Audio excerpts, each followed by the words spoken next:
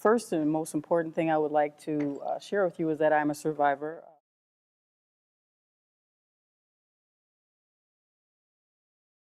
My name is Tina Frundt. I'm Executive Director and founder of Courtney's House in Washington, D.C., and I'm a survivor of child sex trafficking here in the United States. I first started when I was 9 years old in a foster care system, and then again at 13.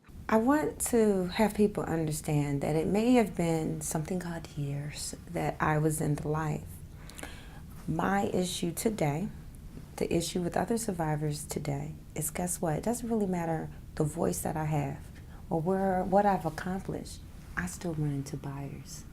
I'm an activist. I speak up constantly. But when someone recognized me, my whole heart dropped to the bottom of my stomach. I didn't know what to say right away to that person at all. And here I am years later. This affects us for a really long time. It affects your relationships. It affects the soul of who you are. And I still had to look at that person and say, that's not who I am anymore. While I am Special Projects Assistant at the Sheriff's Office of Cook County, I'm also a product of the Sheriff's Women's Justice Programs. I went from handcuffs to sitting there as a volunteer, to becoming a peer coordinator, to becoming executive assistant, to the executive director, and now special projects assistant. But what we were able to do was begin to change that conversation of criminal to victim. But our role as the movement is to change that conversation from victim to survivor, survivor to leader. Around the country, survivors are doing incredible stuff. Survivors are running programs. Survivors are writing books.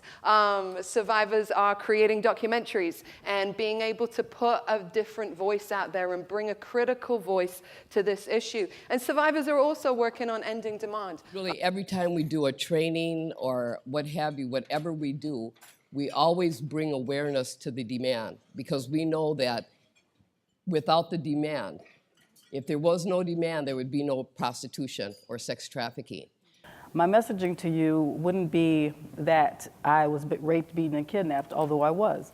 That I had a 9mm to my temple on more than one occasion, that I had knives to my throat. My messaging to you would be today that I am the person that has coordinated 2 successful collaborative sting operations across the country to arrest Johns, and that to date we've arrested 575 Johns in 8 states.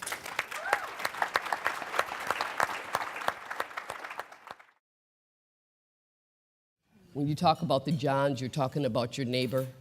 You're talking about a family member. The John can be a variety of anybody. And so if we can stop kind of putting in our mindset that a buyer looks something different than just a man, just some average person, any man, then we'll be able to talk to our friends, our neighbors. We actually need to arrest these guys, and then we need to educate them about what they're doing, and we need to have survivors in the room telling them, we didn't like it, right? This wasn't something that was fun for us. Your fantasies about us enjoying it, not true. That little girls don't daydream about becoming prostituted women when they grow up.